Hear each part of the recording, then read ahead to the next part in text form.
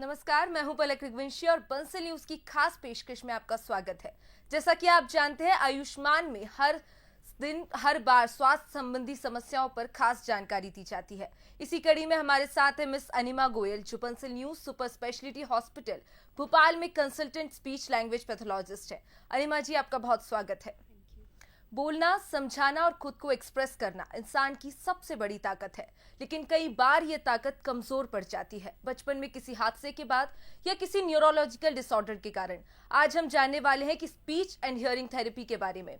जानते कैसे होती है थेरेपी और बोलने सुनने में कितनी मददगार साबित होती है। तो चलिए शुरू करते हैं आज का ये खास प्रोग्राम। और चलिए सबसे पहले अनिमा जी, मैं आपसे जानना चाहूंगी, प्रोफेशन के बारे में बताइए कि किस तरह का ये प्रोफेशन है और किस तरह से ये थेरेपी की जाती है। बिल्कुल। यह speech language and hearing sciences के तहत आता है। यह एक रिहैबिलिटेशन फील्ड है और इसमें हम सभी तरह के पेशेंट्स को देखते हैं जिनको सुनने में, समझने में या बोलने में कठिनाई होती है। तो उन सभी का जांच की जाती है, असेसमेंट्स किए जाते हैं और उसके बाद उनकी थेरेपी के बारे में इलाज किया जाता है। क्या आप हमारे दर्शकों को बता सकते हैं स्पीच एंड हियरिंग है क्या? बिल्कुल। स्पीच मतलब हम समझ पा रहे हैं बोलना या फिर कैसा हमारा धारा प्रवाह है, उसको हम बोलते हैं स्पीच। हियरिंग मतलब सुनना। अभी जो भी आप बोल रहे हैं उसको मैं कैसे सुन के प्रोसेस कर रही हूँ अपने दिमाग में, इसे हम हियरिंग बोलते हैं। सुनना एवं उसको प्रोसेस करना, उसके बाद कैसे हम जो आउटपुट आ रहा है उसे स्पीच कहते हैं। देखने में काफ़ी सिंपल लग रहा है, हम बोल पा रहे हैं, बट अगर हम जाने तो it is a very complex process. इसमें बहुत सारी मसल्स इन्वॉल्व होती है, दिमाग के बहुत सारे एरियाज़ इन्वॉल्व होते हैं जो कि स्पीच, हियरिंग और समझने के लिए रिस्पॉन्सिबल होते हैं। तो हम थोड़ा बहुत इनके बारे में बात भी कर सकते हैं। स्पीच में कुछ कई प्रकार की बीमारियां होती है जो कि हमारी स्पीच को अफेक्ट कर सकती है। जैसे कि अगर हम बच्चों के अंदर बात करें तो कुछ ऐसे बच्चे जो कि लेट बोल रहे हैं, या फिर ऐसे बच्चे जो कि ऑटिज़म से ग्रसित है, या फिर डाउन सिंड्रोम। अगर हम थोड़े और बड़े लोगों में बात करें तो हकलाहट हो सकती है, तुतलाहट हो सकती है। Around 30 to 40 years of age के अंदर स्ट्रोक या न्यूरोलॉजिकल इलनेस अगर किसी को है, नसों की समस्या, तो उनके अंदर स्ट्रोक हो सकता है, ब्रेन इंजरी हो सकती है। और अगर ब्रेन के अंदर ट्यूमर है तो वो भी हमारे समझने को, सुनने को एवं गटकने को इफ़ेक्ट कर सकता है। अनिमा जी, ऐसे कौन से संकेत या ऐसे कौन से साइन है जिससे ये पता लगा जा सकता है कि अब इसको इलाज की ज़रूरत है, यानी ट्रीटमेंट की ज़रूरत है? बिल्कुल।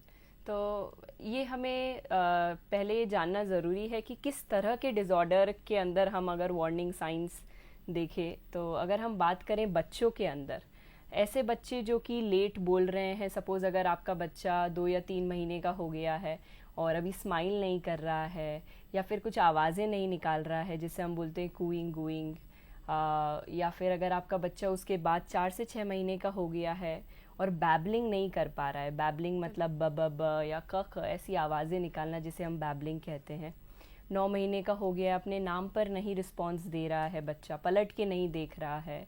या अगर आपका बच्चा 1 साल का होने आया और अभी तक भी एक शब्द नहीं बोल रहा है और समझ नहीं रहा है, तो फिर डेफिनेटली आपको जल्द से जल्द एक स्पीच थेरेपिस्ट या ऑडियोलॉजिस्ट से संपर्क करना चाहिए। और ये स्पीच एंड हियरिंग स्किल्स बच्चों के विकास और डेवलपमेंट के लिए कितनी ज़रूरी और कितनी महत्वपूर्ण है? ये बहुत ही इम्पॉर्टेंट क्वेश्चन है। जो अगर हम देखें स्पीच एंड हियरिंग स्किल्स, ये ओवरऑल डेवलपमेंट के लिए बहुत ज़्यादा इम्पॉर्टेंट होती है। इसी से ही मतलब अगर हम समझे तो ये नींव है बच्चे के फर्दर डेवलपमेंट के लिए। जब बच्चा बड़ा होता है या किसी चीज़ से इंटरेक्ट कर रहा है, लोगों से बातचीत कर रहा है या अपनी सराउंडिंग को देख रहा है, फील कर रहा है, उसी समय उसका सोशल डेवलपमेंट हो रहा होता है। किसी से बात कर रहा है तो इमोशनल डेवलपमेंट हो रहा होता है। या फिर अगर बच्चा किसी चीज़ को टच एंड फील कर रहा है तो उसका सेंसरी डेवलपमेंट होता है। ये ओवरऑल सारे ही डेवलपमेंट के लिए स्पीच एंड हियरिंग स्किल्स बहुत ज़्यादा इम्पॉर्टेंट है और यही हमारी एजुकेशन की भी नींव है। हम ऐसा देखते हैं जो बच्चे बोल नहीं पाते हैं, सुन नहीं पाते, इनसे रिलेटेड कोई दिक्कत होती है, तो रिसर्च ऐसा कहती है कि उनकी reading writing abilities later in the life वो इफ़ेक्ट हो सकती है। आजकल हम काफी बच्चों को देखते हैं जो कि लेट बोलते हैं या ऑटिज्म से ग्रसित होते हैं। इनके क्या कारण हो सकते हैं और इन्हें कैसे प्रिवेंट किया जा सकता है? यस। सो अगर हम कारणों की बात करें, इनके क्या कारण हो सकते हैं, तो उसे समझने के लिए हम इसे 3 भागों में डिवाइड कर सकते हैं। सो एक होता है प्री नेटल फैक्टर, मतलब जब बच्चा गर्भ में ही है उस समय अगर कुछ समस्याएं हैं तो बच्चे को ऑटिज़म या डिले हो सकता है। अगर हम समस्याओं की बात करें तो हो सकता है गर्भ के दौरान अगर मदर का अल्कोहल कंजम्पशन या कोई टॉक्सिन से टॉक्सिन से पेशेंट एक्सपोज्ड है, मदर एक्सपोज्ड है।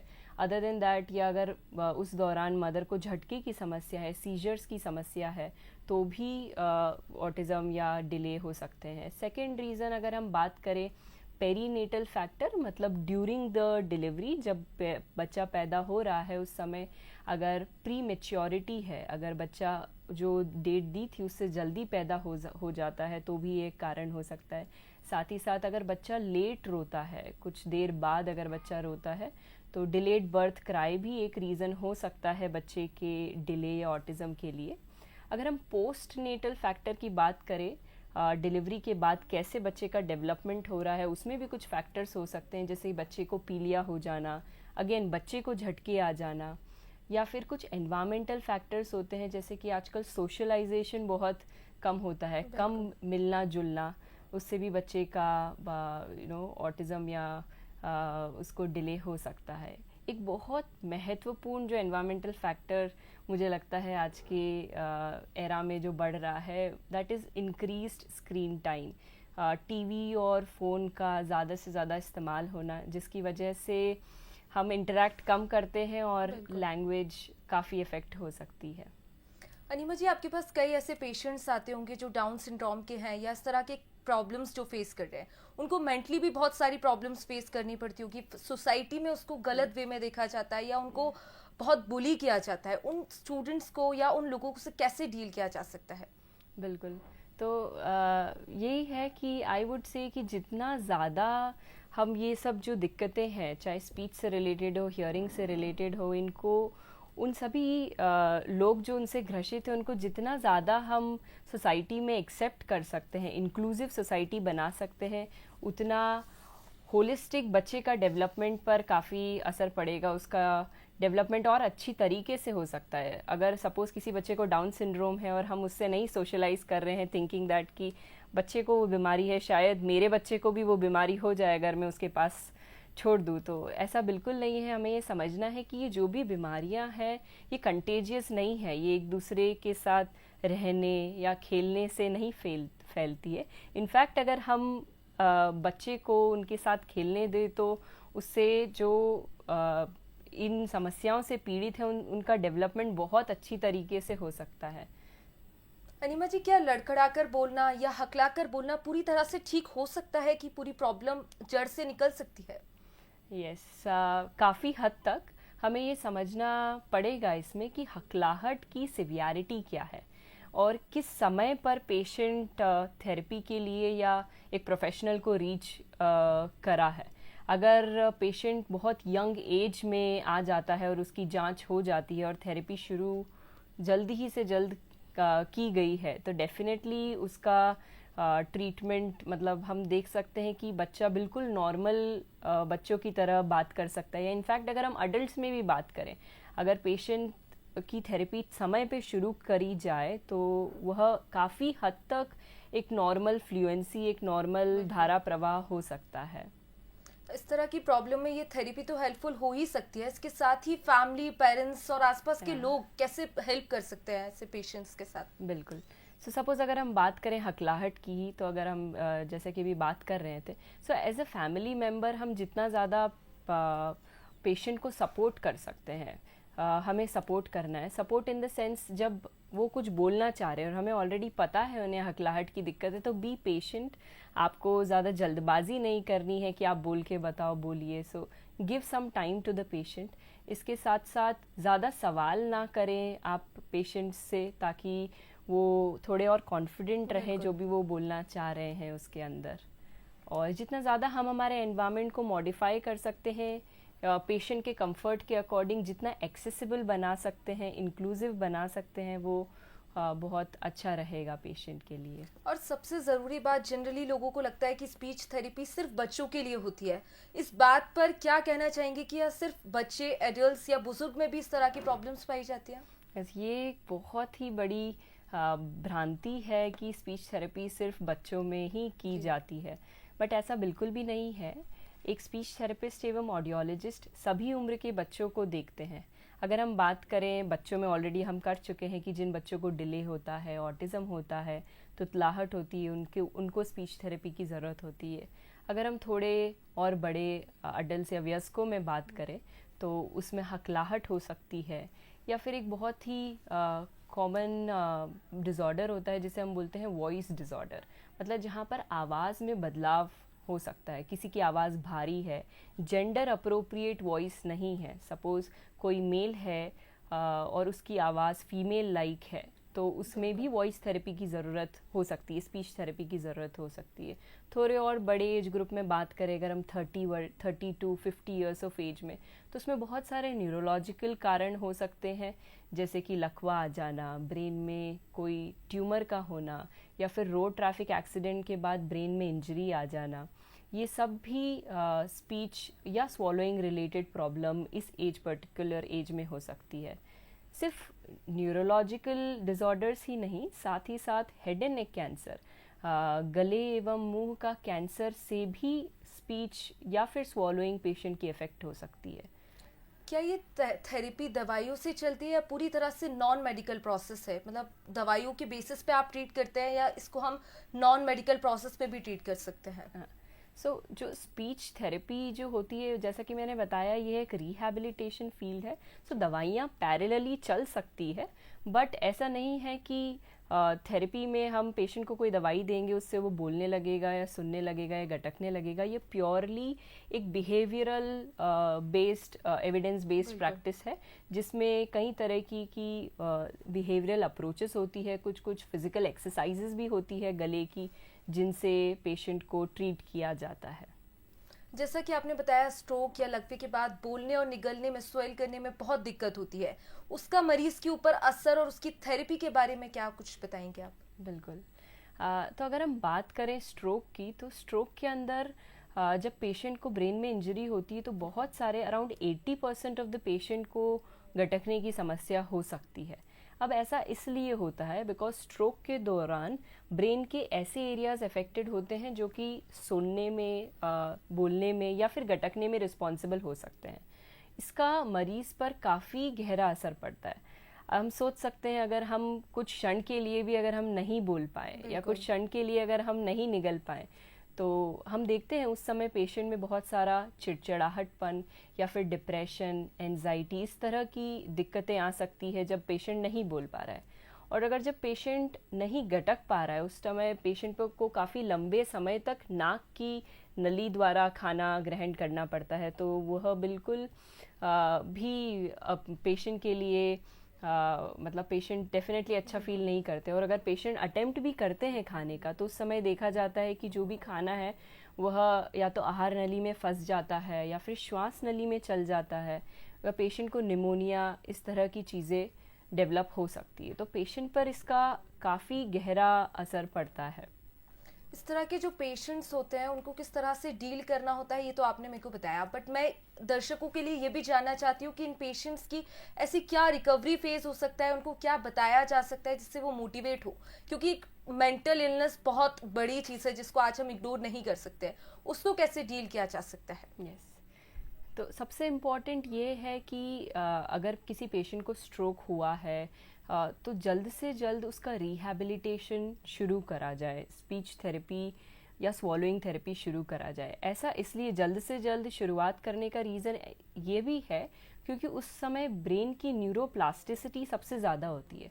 न्यूरोप्लास्टिसिटी मतलब किसी भी चीज़ को सीखने का जो पेशेंट में कैपेसिटी होती है अर्ली स्टेज में जब डिसऑर्डर हुआ होता है वो बहुत ज़्यादा प्लास्टिक होता है, ब्रेन कुछ भी नई चीज़ सीख सकता है। तो उसी समय पर अगर पेशेंट का इलाज किया जाए, सपोज अगर पेशेंट को स्ट्रोक है तो उस समय अगर पेशेंट को कैसे समझना है, कैसे गटकना है, कैसे साउंड्स को जोड़ के बोलना है, अगर ये सिखाया जाए तो पेशेंट जल्द सीख सकता है। एज अ फैमिली मेम्बर हम लोग अगर सिर्फ हम स्ट्रोक की बात करें तो पेशेंट को जब अफेजिया हुआ होता है, अफेजिया मतलब भाषा में समझने की दिक्कत जो कि स्ट्रोक के बाद देखा जाता है, तो अगर मैं उन जो केयर टेकर है पेशेंट के, जो फैमिली मेम्बर्स हैं, मैं उनको यही कहना चाहूँगी कि आप पेशेंट के को समय दें, एक बार एक सवाल पूछने के बाद एक adequate amount of response time दें, क्योंकि अभी ब्रेन में जो इंजरी हुई है उससे ओवरऑल प्रोसेसिंग जो है ब्रेन की वो काफ़ी हद तक स्लो हो जाती है। एक समय में एक ही जना पेशेंट से बात करना चाहिए। मल्टीपल टॉकर्स जब एक स्ट्रोक या ब्रेन इंजरी के पेशेंट से बात करते हैं तो उस पेशेंट के लिए वो समझना काफ़ी मुश्किल हो जाता है। तो बहुत सिंपल लग रही होंगी आपको चीज़ें, बट ये बहुत इम्पॉर्टेंट है। उससे patient as well as family members दोनों को हेल्प रहती है। अनिमा जी, जैसा आपने बताया कि स्क्रीन टाइम एक प्रिवेंशन बहुत ज़रूरी है, तो बेसिक मिनिमम कितना स्क्रीन टाइम होना चाहिए? इस एज पे डिपेंड करता है कि एडल्ट्स का इतना स्क्रीन टाइम या बच्चों में इतना स्क्रीन टाइम। बेसिक नंबर्स क्या है स्क्रीन टाइम्स के? यस, हाँ, सो ये भी एक बहुत ही अच्छा आपने क्वेश्चन पूछा है। आजकल हम देख ही रहे हैं कि स्क्रीन टाइम इतना ज़्यादा बढ़ गया है, हमें समय ही नहीं होता है किसी इंटरैक्ट करने का या सोशलाइज होने का। So according to the guidelines, American Academy of Pediatrics जो है AAP, वह बताती है कि जो बच्चे 18 महीने से कम के हैं उनका स्क्रीन टाइम बिल्कुल ज़ीरो होना चाहिए। हम डेफिनेटली थोड़ा बहुत वीडियो कॉल्स के लिए स्क्रीन टाइम अलाउ कर सकते हैं, बट इट शुड बी निल। अगर हम बात करें 18 महीने से 24 महीने के बच्चों का, तो उनका स्क्रीन टाइम बिल्कुल बेयर मिनिमम होना चाहिए। और 2 साल से 5 साल वर्षीय बच्चों का स्क्रीन टाइम मैक्सिमम 1 घंटे का हो सकता है। उसमें भी गाइडलाइंस में ये कहा गया है कि वह को व्यू में होना चाहिए। मीन्स जो 1 घंटा बच्चे को स्क्रीन टाइम अलाउड है, उसमें माता पिता जितना ज़्यादा उस समय बच्चे से बातचीत कर सकते हैं कि वो स्क्रीन में हो क्या रहा है, वो अगर पेशेंट बच्चे को बातचीत करके इंटरैक्ट करेंगे तो उससे बच्चे का डेवलपमेंट सही रहेगा। अनिमा जी, ये एक साइकोलॉजिकल प्रॉब्लम, न्यूरोलॉजिकल प्रॉब्लम तो है ही, या कोई हादसे या कुछ ऐसा हो जाता है, शोक या किसी के कारण लोग बोल नहीं पाते हैं, बोलना छोड़ देते हैं, उनको भी इसी में इंक्लूड किया जा सकता है? यस, सो इसको हम साइकोजेनिक वॉइस डिसऑर्डर कहते हैं कि आफ्टर अ ट्रॉमा बोली बिल्कुल चली गई। तो उस दौरान एक टीम अप्रोच बहुत ज़्यादा इम्पॉर्टेंट है। पेशेंट को साइकोलॉजिस्ट एवं स्पीच थेरेपिस्ट, साइकियाट्रिस्ट, इन सभी स्पेशलिटी की ज़रूरत होती है। So as a speech therapist हम उन पेशेंट्स में बहुत सारा क्या साइकोलॉजिकल कॉज हुआ है उस कॉज का पता लगाना एवं उसके बाद उसको वॉइस की थेरेपी देना, इसमें हमारा रोल डेफिनेटली हम रोल प्ले करते हैं। इस थेरी में वाइटल स्टिम मशीन बहुत बड़ा रोल प्ले करती है, तो इसको थोड़ा डिटेल में समझा सकते हैं कि मशीन किस तरह से काम करती है और किस तरह के पेशेंट से ये डील करती है? डेफिनेटली, मुझे ये बताते हुए बहुत ही खुशी हो रही है और बहुत गर्व हो रहा है। जो अभी आपने बात करा वाइटल स्टिम थेरेपी, यह थेरेपी पूरे मध्य भारत में सिर्फ हमारे बंसल अस्पताल में ही उपलब्ध है और यह अंतर्राष्ट्रीय स्तर का ट्रीटमेंट है जिसके अंदर यह न्यूरोमस्कुलर इलेक्ट्रिकल स्टिमुलेशन पे बेस्ड होता है। अगर मैं आसान भाषा में समझाना चाहूँ तो वह यह होगा कि इसमें हम इलेक्ट्रोड्स को गले की एवं बोलने की मसल्स पर लगाया जाता है। जिन पेशेंट्स में सिग्नल ब्रेन से नहीं आ पा रहे हैं बोलने के लिए या फिर गटकने के लिए, तो एक्सटर्नली इलेक्ट्रोड्स द्वारा एक मिनिमम अमाउंट ऑफ करंट दे के वो सिग्नल को दिया जाता है, जिसका परिणाम यह होता है कि पेशेंट की गटकने की शक्ति इम्प्रूव होती है और साथ ही साथ नली पर पेशेंट को कम समय तक रहना पड़ता है, निमोनिया जैसी चीज़ों का खतरा कम होता है। या अगर हम बात करें जिन पेशेंट्स को वोकल कॉर्ड पैल्सी है या जो गले के तार होते हैं जो कि बोलने के लिए रिस्पॉन्सिबल है, उसमें लकवा आ गया है, तो उसमें भी यह थेरेपी, वाइटल स्टिम थेरेपी, बहुत ही सक्सेसफुल होती है। अनिमा जी, आप रिसेंटली ऐसे कोई पेशेंट से डील करिए, कोई बच्चा या एडल्ट जिसको आप बताना चाहेंगे हमारे दर्शकों को? या सो मैं एक स्टोरी शेयर करना चाहूँगी। सो रिसेंट में अभी हमारे पास एक अडल्ट थे जो कि 35 वर्षीय थे और उन्हें लकवा हुआ था। सो वो लकवा हुआ था उनको ब्रेन में ऐसे एरिया में जो कि हमारे स्वॉलोइंग का पूरा कोऑर्डिनेशन करता है। वह एरिया है ब्रेन स्टेम। सो जब भी ब्रेन स्टेम में इन्फाक्ट होता है या स्ट्रोक होता है तो हमारी गटकने की शक्ति काफ़ी हद तक अफेक्ट हो सकती है। सो जब पेशेंट हमारे पास आया विद इन 24 आवर्स में जब उनका असेसमेंट करा गया, मुझे कॉल आया कि पेशेंट गटक नहीं पा रहा है। तो हम जब पेशेंट का असेसमेंट करें तो हमें उसमें समझ आया कि पेशेंट इनफैक्ट अपना जो सलाइवा है, जो थूक है, वह भी नहीं गटक पा रहा था। और उसी समय पेशेंट को नाक की नली द्वारा उसका स्वॉलोइंग या जो भी फीड्स थी, खाना था, वो उसके द्वारा पेशेंट को दिया गया। फिर धीरे धीरे हमने पेशेंट की स्वॉलोइंग थेरेपी शुरू करी, जिसके अंदर हमने बहुत सारे पेशेंट को पोस्चर सिखाए कि किस पोजीशन में बैठ के आपको गटकना चाहिए या क्या चीज़ से आप किस कंसिस्टेंसी से आप शुरू कर सकते हैं ओरली खाना। और जब हमने दिया भी तो पेशेंट की शक्ति नहीं थी गटकने की। फिर एक्सरसाइजेस शुरू करी गई। एक्सरसाइजेस के साथ साथ वाइटल स्टिम थेरेपी भी शुरू करी और हमने देखा within a week patient बिल्कुल नॉर्मल खाने लगा और उसकी नाक की नली निकल गई। So it was not less than a wonder. तो यस, इस तरह के जो पेशेंट्स होते हैं उनको फैमिली किस तरह से देखती है, क्योंकि दूसरे आसपास के जो फैमिलीज रहती हैं वो भी इसको बहुत बुली करती है कि इस बच्चे का या इस एडल्ट का कुछ नहीं हो सकता है। फैमिलीज इसको किस तरह से डील करती है, पेशेंट्स के फैमिलीज? अगेन ये बहुत वेरी करता है। अगर हम देखें जो कि लो सोशियो इकोनॉमिक स्टेटस के पेशेंट होते हैं, ज़्यादा पढ़े लिखे अगर नहीं है, तो कुछ पेशेंट्स ऐसे भी होते हैं जो समझ ही नहीं पाते हैं कि ये थेरेपी होती क्या है। तो ये बहुत ही बड़ा चैलेंज बन जाता है पेशेंट को ये समझाने के लिए कि डेफिनेटली जो ये कसरत है, ये सभी चीज़ें एविडेंस बेस्ड है, इन सब पर रिसर्च करी गई है। और जब पेशेंट्स को हम थेरेपी, चाहे स्वॉलोइंग थेरेपी हो या फिर स्पीच थेरेपी हो, चाहे बच्चा हो, बड़ा हो, बुज़ुर्ग हो, जब उन्हें दी जाती है और तो डेफिनेटली चेंजेस देखने को मिलते हैं। क्या हेड एंड नेक कैंसर की सर्जरी या रेडिएशन कीमोथेरेपी के बाद स्पीच थेरेपी की आवश्यकता होती है? क्या आप इसे डिटेल में समझा सकते हैं किस तरह से ये काम करती है और किस तरह की डिटेल्स होती है, किस तरह से इसको बताया जाता है? Yes, head and neck cancer की अगर हम बात करें, लाइक हेड, गले या फिर मुंह का कैंसर, तो जब भी किसी पेशेंट को हेड एंड नेक कैंसर होता है तो दो तरीके से उसका इलाज संभव होता है। अगर कैंसर की स्टेज अगर कम है तो हो सकता है पेशेंट को सिर्फ रेडिएशन थेरेपी या कीमोथेरेपी दी जाए, या अगर कैंसर की सिवियरिटी या स्टेजिंग ज़्यादा है तो उस समय पेशेंट को सर्जरी एवं रेडिएशन एंड कीमोथेरेपी दोनों की आवश्यकता होती है। तो अगर हम बात करें उन पेशेंट्स की जिनमें सिर्फ रेडिएशन या कीमोथेरेपी दी जाती है, रेडिएशन के दौरान, जिसे हम हिंदी में बोलते हैं सिकाई के दौरान मसल्स जो है जहाँ पर सिकाई की गई है वो बहुत नेक्रोस हो जाती है, बहुत टाइट हो जाती है, तो पेशेंट को गटकने में उस समय काफ़ी समस्या होती है। और अगर रेडिएशन ओरल कैंसर्स में दी जाती है तो उस समय पेशेंट का टेस्ट, स्मेल या फिर माउथ की ओपनिंग, जिसे हम ट्रिस्मस कहते हैं, वह भी इफ़ेक्ट हो सकती है। तो स्वॉलोइंग थेरेपी द्वारा इन सभी चीज़ों पे काम करा जाता है कि कैसे पेशेंट की माउथ ओपनिंग बढ़ाया जाए। उन पेशेंट्स की बात करें जिनको सर्जरी की भी आवश्यकता होती है after head and neck cancer, तो अगर हम सपोज़ करें कि किसी पेशेंट को जीभ का कैंसर हुआ है और उसकी आधी जीभ काट दी गई, जिसे हम बोलते हैं हेमीग्लॉसेक्टमी, उस दौरान जब जीभ को काट दिया गया तो बॉडी की एक दूसरी जगह से मसल लेके उसको फिल करा जाता है।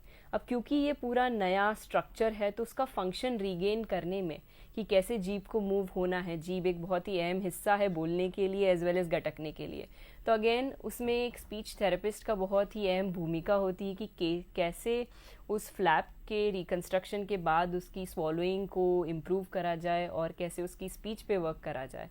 तो हेड एंड नेक कैंसर के बाद yes, swallowing as well as speech दोनों तरह का प्रॉब्लम हो सकता है। एक आखिरी सवाल मैं आपसे जानना चाहूँगी, आपके हॉस्पिटल में speech, language and hearing sciences unit में दिए जाने वाली सर्विसेज के बारे में किस तरह से बताया जाता है और किस तरह की सर्विसेज दी जाती हैं? सो बंसल हॉस्पिटल में हमारे यहाँ सभी एज ग्रुप्स के लिए सर्विसेज अवेलेबल है। बिल्कुल। अगर हम बात करें नवजात शिशुओं में, तो हमारे यहाँ न्यू बॉर्न हियरिंग स्क्रीनिंग, जिसे हम बोलते हैं सुनने की जांच, जब बच्चा 24 घंटे या 48 घंटे का होता है, उसी समय एक स्क्रीनिंग करके पता लगाया जा सकता है कि बच्चे को कोई सुनने से रिलेटेड समस्या है या नहीं। तो यस, ये स्क्रीनिंग हमारे यहाँ अवेलेबल है। अगर हम थोड़े और बड़े बच्चों में बात करें तो स्पीच थेरेपी, अगर बच्चा लेट बोल रहा है या ऑटिज़म से ग्रसित है तो उनके लिए, या डाउन सिंड्रोम है या पेशेंट तुतला रहा है तो उनके लिए स्पीच थेरेपी अवेलेबल है। थोड़े और बड़े लोगों में बात करें तो वॉइस थेरेपी भी हमारे यहाँ अवेलेबल है। जिन लोगों के तालू में छेद हो जाता है या होंठ कटे होते हैं तो उनके लिए भी मिस आर्टिकुलेशन थेरेपी, आर्टिकुलेशन या तुतलाहटपन हो सकता है तो आर्टिकुलेशन थेरेपी हमारे यहाँ अवेलेबल है। Swallowing therapy, VitalStim therapy, जिसके बारे में हमने अभी बातचीत करी, हमारे यहाँ अवेलेबल है। ऐसे पेशेंट्स जिन्हें डिमेंशिया हो गया है, भूलने की बीमारी है, तो उनके लिए कॉग्निटिव थेरेपी एवं स्पीच थेरेपी की भी सुविधा हमारे अस्पताल में अवेलेबल है। बहुत बहुत शुक्रिया डॉक्टर अनिमा हमारे साथ जुड़ने के लिए और दर्शकों को एक एक जानकारी विस्तार से देने के लिए। ऐसे ही प्रोग्राम्स आप तक लाते रहेंगे, आपकी सेहत से जुड़े, आपके स्वास्थ्य से जुड़े और आपसे जुड़े। फिलहाल दीजिए इजाजत, देखते रहिए पल्स न्यूज़। नमस्कार।